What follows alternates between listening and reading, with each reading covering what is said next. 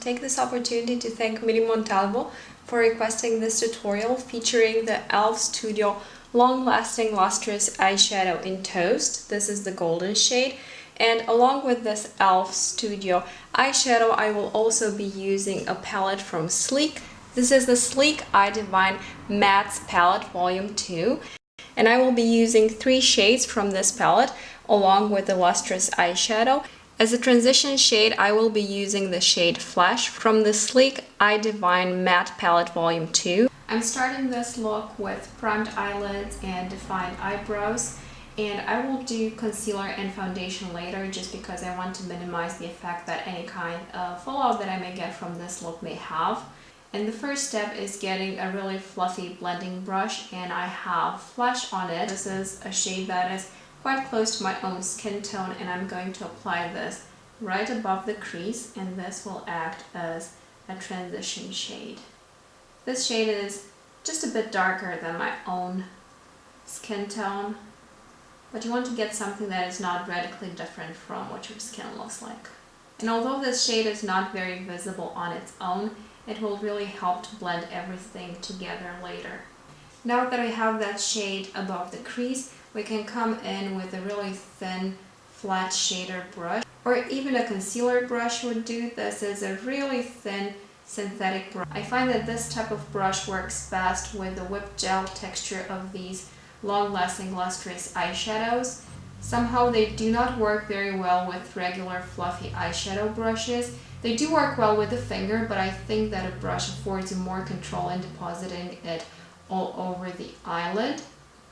And I'm just going to lightly pat it over the entire lid. Again, patting motions work best for this type of eyeshadow. This minimizes the fallout. The patting motions minimize the fallout that you will get with this shade. Adding a bit more to increase the intensity of the eyeshadow. In order to get really close to the lash line, I like to flip the brush and just pat it on that way. This gets really close into the lash line.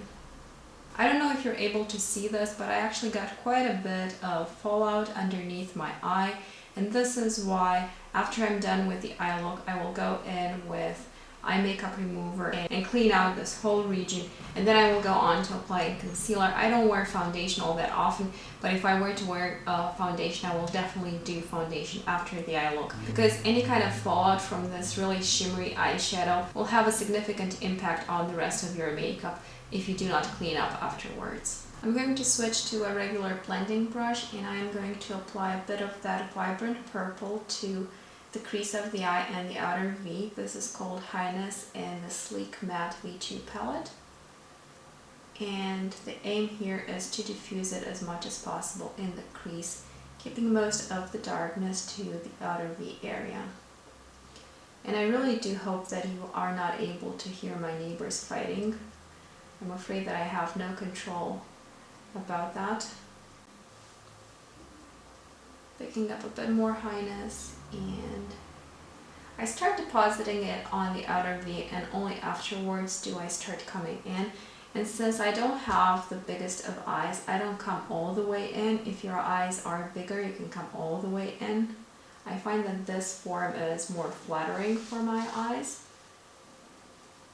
I'm switching to a smaller crease brush, and I'm applying again highness with it, but just to the outer V because I want the color to be more concentrated here.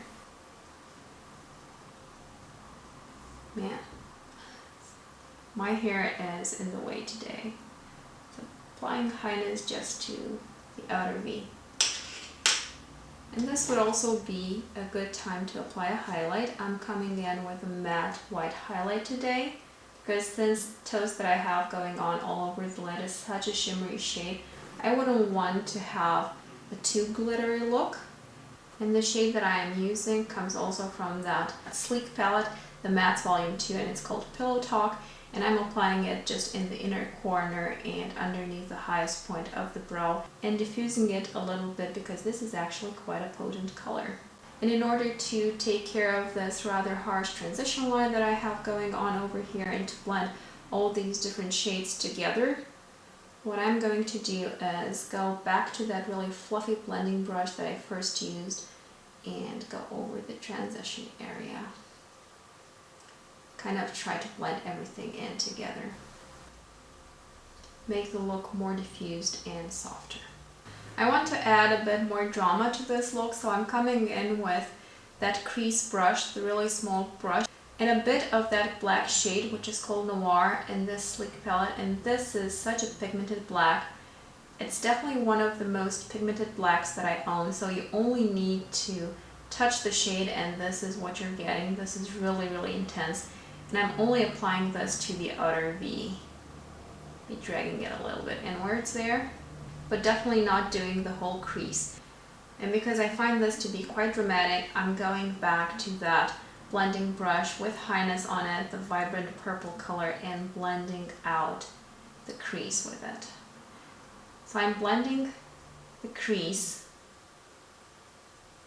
and when most of the Highness has already been applied to my skin, it's only then that I go into the outer V section, because I actually want the outer V to be a bit darker than the crease. And since I want an even softer look, I will go back to that fluffy blending brush and blend the crease with Highness even a bit more. This will give me an even softer crease look. Cleaning up the really fluffy brush and going over any harsh lines that I may have created in this step. Now all the blending may have diminished a little bit the intensity of the toast shade on the lid, so I'm going back in with a bit more toast and patting it right over the lid, staying underneath the crease and staying away from the outer V. Just mainly the center of the lid and the part that leans to the inner corner of the eye. So we're about done with the eyeshadow. I'm going to come back with black liquid liner and 2 coats of mascara, and we'll take care of the lower lid at that point. So here I am back with black liquid eyeliner. I just did a regular winged eyeliner, and now I'm coming in with a really small smudge brush and with a bit of that matte white just in the inner corner of the eye to brighten it up a little bit. And I'm just coming in about 1/3 of the way, adding a bit of highlight also to the lower lash line. And as you can see, I'm not very good with applying mascara to the lower lash line, so we're going to fix that right now.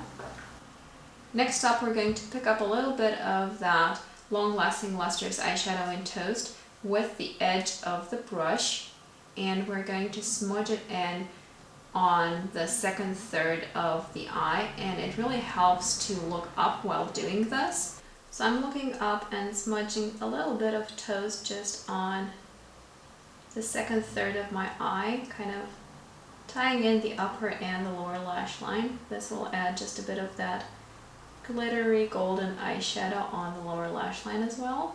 And now for the final third of the lower lash line, I'm coming in with that vibrant purple color called Highness and just smudging it underneath the lower lash line and connecting it to the Toast that we've already laid down over there. And I find that these steps really tie in the upper and the lower lash line together. And now just for the outer third, using again that really small smudge brush and coming in with just a tiny bit of that black shade called Noir, I am just going to connect the wing from the liquid eyeliner to the lower lash line. So just on the very edge of the eye, adding a little bit of darkness.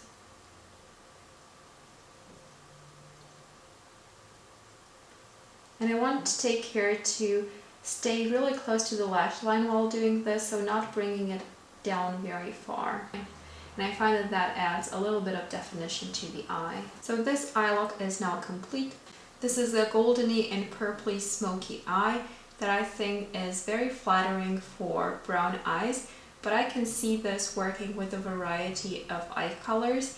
I think this is a very pretty look, and obviously if you choose to tight line and then line your waterline with black kohl eyeliner, you could add even more intensity to this look, and also false eyelashes will look really nice with this look. I'm not doing any of those steps today, but they would look really pretty, especially if you're going for a more nighttime kind of look. I hope that you've enjoyed this quick and easy tutorial. Thank you so very much for taking the time to watch it. If you have enjoyed it, please give it a quick thumbs up, leave me a comment and subscribe if you haven't done so already. I really, really, really appreciate it when you do that. Have a wonderful rest of the day, and I hope to see you in my next video. Bye!